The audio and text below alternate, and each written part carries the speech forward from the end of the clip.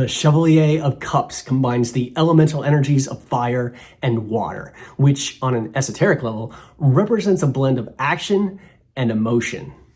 Hello, I'm Michael J. Auger, creator of the Allcento Tarot. The combination of the conflicting elemental energies of fire and water results in an archetype with an active passion driven by emotion and the heart. Here are two examples of this card created for the Visconti-Sforza family. In the version on the right from the Bergamo Tarot, also known as the Pierpoint Morgan deck, the knight wears knee socks with a six-pointed spur attached to the back of his heel. His horse is painted yellow, which is different from other horses in this deck, and the comparison of his horse is decorated with two Visconti heraldic devices. The Visconti sun, with wavy rays and straight rays, that is also seen on the knight's coat, as well as the ducal crown of Milan with two branches, which can also be seen in the Madrone Tarot version, also known as the Carrie Yale deck, on the left. In both versions, the knight is seen holding up a large cup or urn. However, in the Bergamo Tarot, he faces the right, which is the direction usually corresponding to progress, while in the Madrone version, he is facing the left, which could suggest that following the wisdom of the heart often leads to experiences that rational planning could never obtain. The Madrone Tarot also originally included a second female knight in addition to the male, but sadly this was lost to time, and so we can only guess which direction she faced. In the Sola Busca Tarot, this knight faces the right.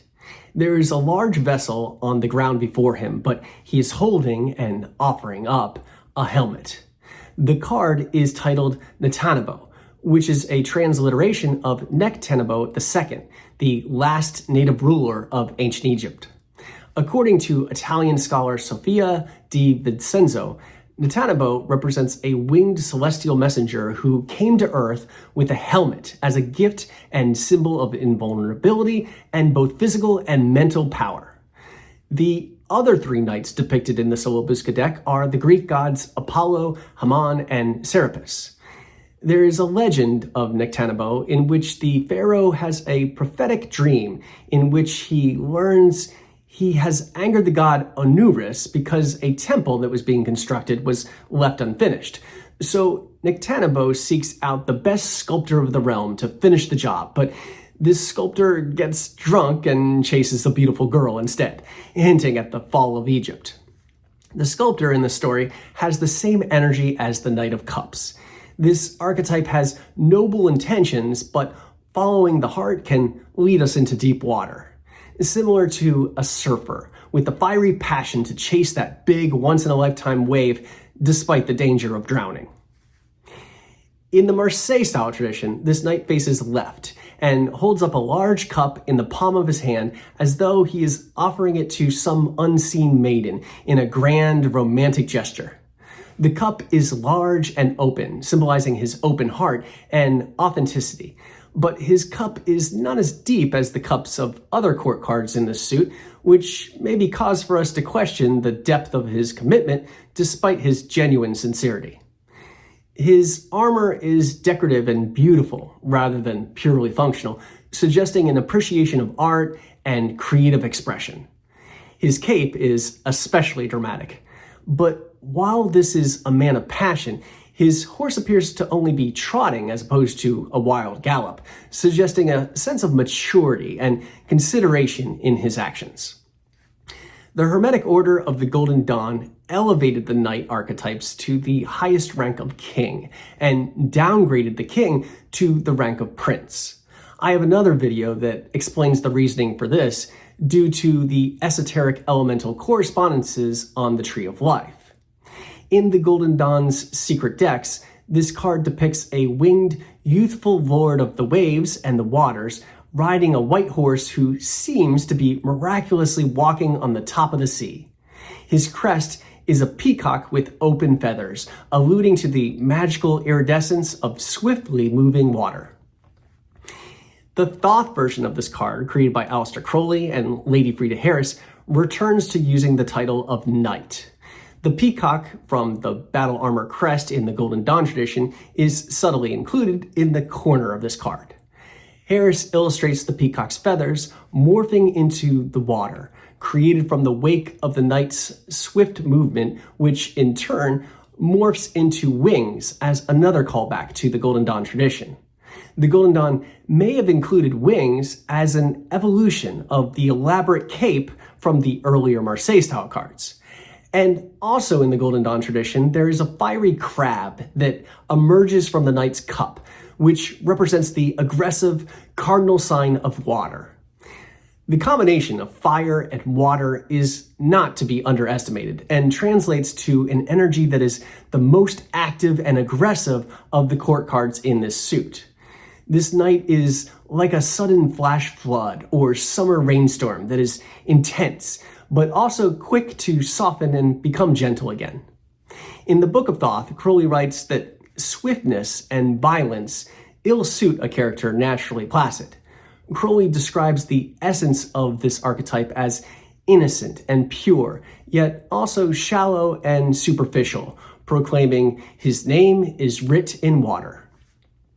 And here is the version of this card by Arthur Edward Waite and Pamela Coleman Smith. Waite describes this archetype as a graceful, peaceful dreamer whose vision is haunted by the images of the side of sense. Waite says his winged helmet is a reference to higher graces of the imagination, which sometimes characterize this card. Waite gives a divinatory meaning of a messenger with the invitation or proposition, and a reverse guard meaning of trickery. The winged helmet and feet would suggest a correspondence with the Greek god Hermes, or Roman equivalent Mercury. Like this messenger god, this knight holds out a cup as if to communicate the ideas of love and creation. The wings also suggest a link to the element of air, Waite's original correspondence to the rank of knights, and this may have been a blind to protect the secret elemental correspondences of the Hermetic Order of the Golden Dawn, which have long ago been revealed. And finally, here's the Chevalier of Cups from the Allcento tarot that I created. Like Waite, I also see this archetype as a communicator and a bearer of news and messages, but he is a free spirit and not in any hurry to deliver them. A hermit crab can be seen crawling along a shell-filled shore, reminding us not to be in such a rush to reach our destination. Stop and appreciate nature. This knight has a passionate and fiery creative spirit with the soul of a romantic. A maiden in a nearby tower will not be passed by unnoticed.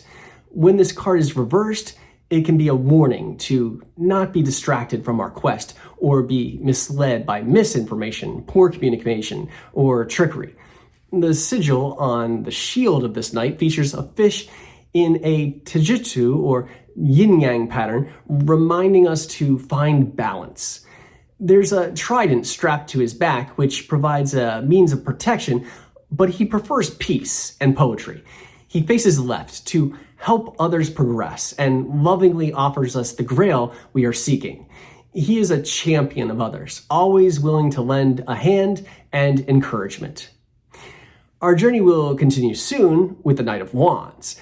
As always, I encourage you to visit my website, offbeatartwork.com, and please give this episode a thumbs up, leave a comment to share your support, and be sure to subscribe and ring that notification bell if you haven't already, so that you can be kept in the loop.